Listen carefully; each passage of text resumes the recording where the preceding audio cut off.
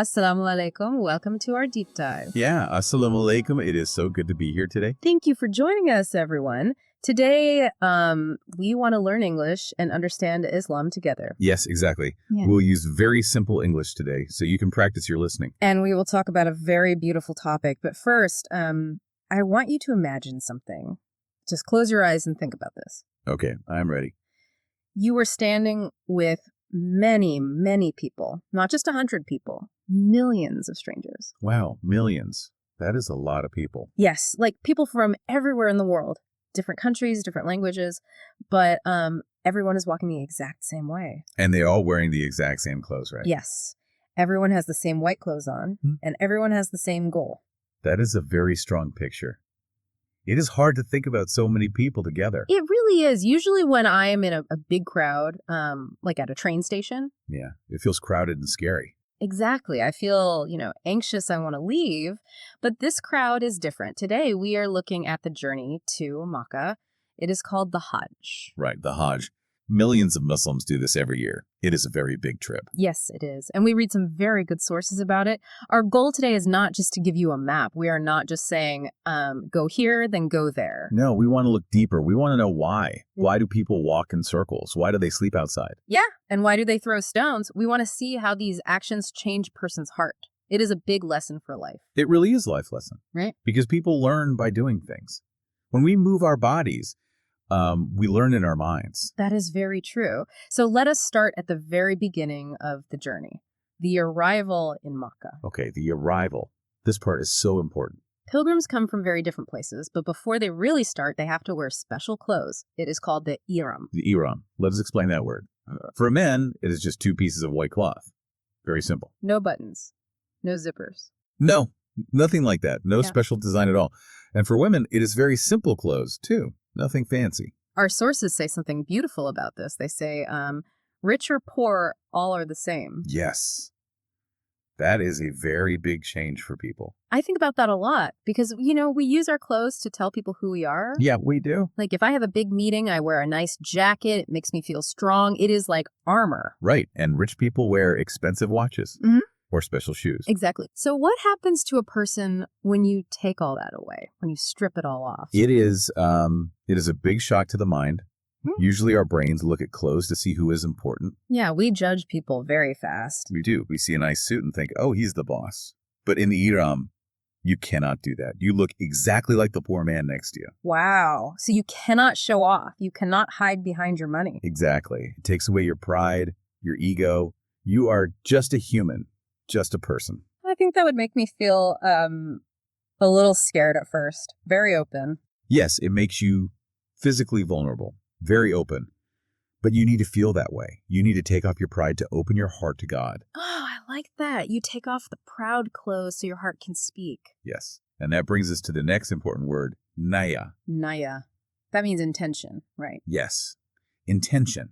It means making a clear promise in your heart. You say, I am doing this journey only for God. So the journey really starts inside you, in your heart, before you even walk. Exactly. And it is much easier to have a pure heart when you are not worrying about your nice clothes. You are honest with yourself. Okay, I see. So the pilgrim is wearing simple clothes. They have a clear, pure intention. Now they go to the big mosque. Yes, the grand mosque to do the tawaf. The tawaf. Let us explain this. The pilgrims walk around the Kaaba. The Kaaba is the big square building in the middle. It is very beautiful. It has a simple black cloth over it. And the pilgrims walk around it 7 times. Yes, 7 times. And they do it slowly, peacefully. But there are thousands of people walking. It is a massive crowd. It is a huge crowd. But everyone is walking the exact same way, together. While they walk, they pray. They make dua. They ask God to forgive their mistakes. Right. And the sources say something very interesting here. In this big, noisy crowd, the people feel very peaceful inside. Yeah, the source says they feel small but safe and weak but strong in faith. I really want to talk about this. That is a very beautiful feeling. Because normally, if I am a tiny person in a giant crowd, I do not feel safe. I feel scared. Why do they feel safe here? Well, think about a normal crowd.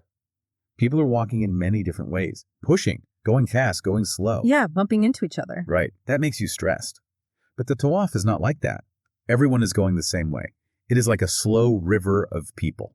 A river. So you do not have to fight the water, you just flow with it. Exactly. You just flow. You give up control. You let the crowd carry you around the Kaaba. Wow. So feeling small is a good thing here. Yes. You do not have to be the boss. You do not have to make choices. You just walk and you pray. So the repetition helps too. Walking 7 times. Very much. You do not have to think about where to go. Your feet just move so your mind can talk to God. That sounds like a moving meditation. Very calming. Yes. But the journey does not stay calm forever. After the Tawaf, things change. Yeah, they change a lot. The next step is the Sa'i. The Sa'i. This is a very different feeling. So after walking peacefully in a circle, the pilgrims go to 2 small hills, Safa and Marwa. Right. And they have to walk back and forth between these hills 7 times again. And this is not just walking. They are acting out a story, a very old, very true story. The story of Hajar, the wife of Prophet Ibrahim. Let us tell her story simply. Hajar was left alone in the desert.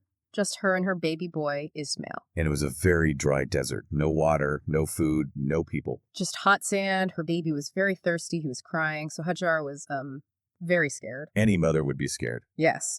So she did not just sit there. She ran. She ran up the hill, Safa, to look for water. Nothing. Then she ran across the valley to the other hill, Marwa. Still nothing. And she did this 7 times, running, looking, trying so hard to find help. Our sources say she had no water, but she had a lot of patience and trust in God. Wait, I want to ask about that. Patience normally means waiting quietly. Ah, yes. That is what people think today. Yeah. If I am patient, I sit and I wait.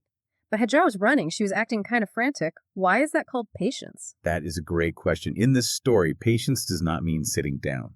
It means not giving up. Oh, not giving up. Yes. She trusted God, but she knew she had to try her best. She used all her energy. She tried everything. And then God gave her a miracle. The Zamzam water came from the ground. Yes. God helped her, but he helped her after she tried so hard. So by doing the Sa'i, the pilgrims learn this lesson in their legs, in their bodies. Exactly. Millions of people, kings, rich man, poor man, they all run like a scared mother in the desert. That is amazing. They all act like Hajar. It shows the human struggle is important. Right. When you have a big problem in your real life, you do not just sit and cry, you pray, and you try hard, like Hajar. You do your best, and then God helps. That is a very strong lesson. It is. So after the Sa'i, we move to the biggest day of the Hajj. The climax, the very top of the mountain, the day of Arafat. Yes, Arafat. This is the most important part. Our sources say that millions of people leave the city. They go to a massive empty field, an open land called Arafat. And they just stand there from the middle of the day until the sun goes down. That is a long time. They stand in the sun. It is very hot. And they are still wearing those simple white clothes. Yes. And what do they do while they stand there? They raise their hands and they pray. They ask God to forgive them. They ask for mercy. They think about every bad thing they ever did, every mistake. The sources say it is very emotional. People are crying everywhere. It is a day of hope, but also a lot of tears. It is very deep. They want a clean heart. They want a fresh start in life. But, I have to ask, why do they do this in a hot, empty field? What do you mean? Well, why not ask for forgiveness inside a nice, cool building? Why stand outside in the dirt for so many hours? Ah, I see. Well, think about when we do something bad in normal life. What do? We hide it. We do not tell anyone. Exactly. We hide our mistakes. We feel shame. We think, I am the only bad person. Yeah, you feel very alone with your bad choices. But at Arafat, you cannot hide. There are no walls. There are no nice clothes. It is just you and God. And millions of other people. And everyone around you is crying too. Yes.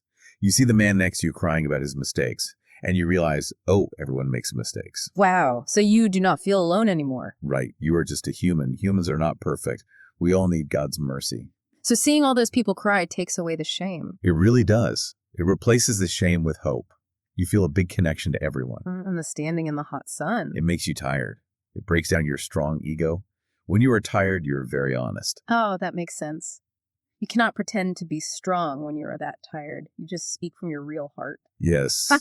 And when the sun finally sets, people feel so light, like a heavy bag is taken off their back. A completely clean heart. That must feel so good. It feels amazing, like being born again. But then the very next step is so strange to me. You mean Muzdalifa? Yes, Muzdalifa. So the people are very tired. They cried all day. They feel clean and happy. Yes, So you would think they go to a nice hotel to sleep, a soft bed. but they do not. No. They go to Muzdalifa. There are no buildings there, no beds, no tents. None at all. They just sleep on the dirt, under the dark sky. Why? Why do they go sleep in the dirt after such a beautiful day? Well, think about human nature. When we feel very clean and holy, we can get proud. We might think, look at me, I am so good now. Oh, like a spiritual pride. I am better than other people. Exactly. Or if they went to a nice hotel right away, they would just turn on the TV. They would forget the beautiful feeling. They would just go right back to normal life. Yes. So Muzdalifa slows them down. Sleeping on the ground reminds you that you are just a human, made from dust. It keeps you humble. Very, very simple. Right. You look at the big stars, and you feel small again, but peaceful. The sources say they also have a job to do at Muzdalifa while they sit in the dirt, Yes. They have to pick up small stones, little rocks from the ground, which seems funny. Why are they picking up rocks? because they are getting ready for tomorrow. At Arafat, they thought about the past, their old mistakes. But now, picking up rocks, they are thinking about the future. Ah, I see. They are getting ready to change. Yes. Every stone is like a tool. They will use them to fight their bad habits. Okay, so they wake up the next morning, they have their stones, and they go to do the Jamarat. The Jamarat, this is a very active part of the Hajj. Very active.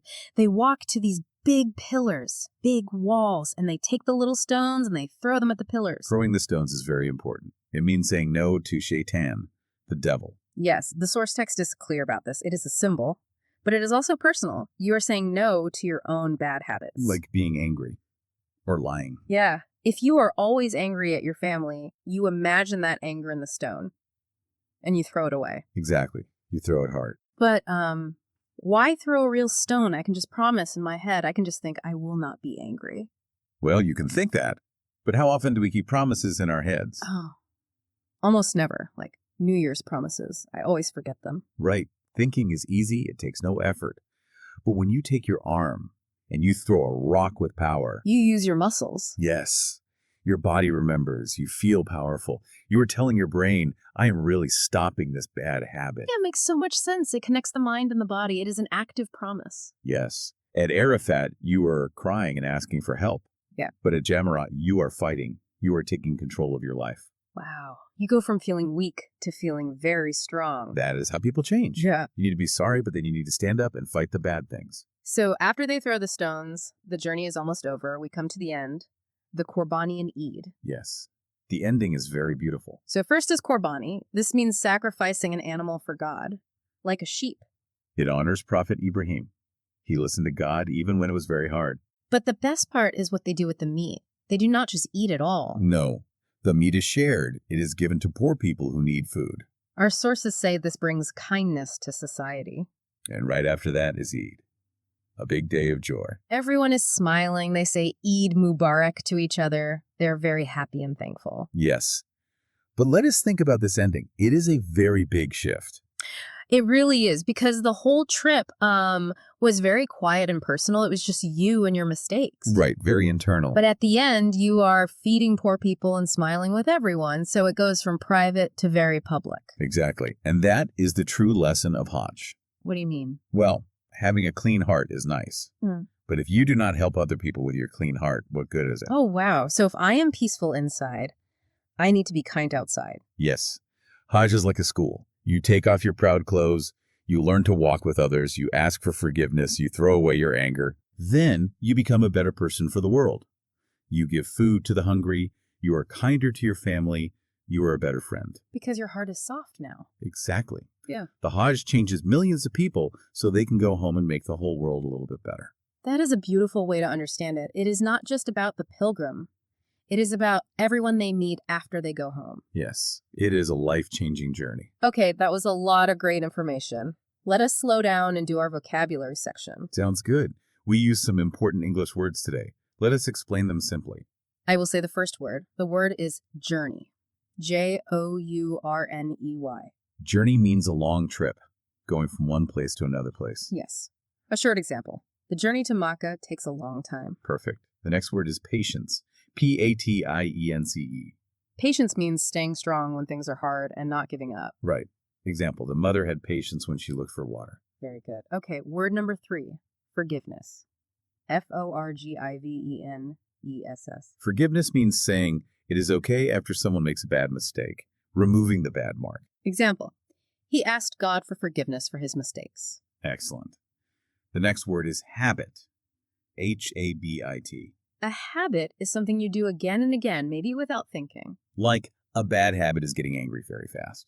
Example. She threw the stone to stop her bad habit. Nice. And let us do one more. Charity. Charity.